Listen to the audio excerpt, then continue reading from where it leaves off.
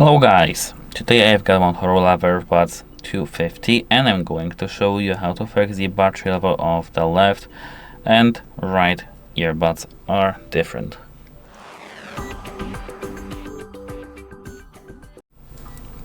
It may be caused by the battery drain, so I'll first make sure that you're not using them separately, and of course, you can use them separately, but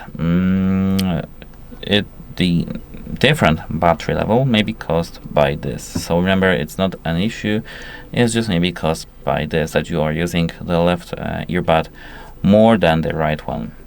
If it's not the case, if you're not using them separately at all, you need to try to charge them up to 100% and then using them back again. Of course, both the case 100% and both the earbuds 100%. This should be good. If it didn't fix your issue, you need to clean the these little things, these pins. Clean these pins and both pads. If you don't know how to clean your earbuds properly, you can check our channel because we have a video like this of how to clean your headphones. So, if it's still not the issue, if it still isn't fixed, you need to contact the device support because battery sensor or something else is broken. Goodbye.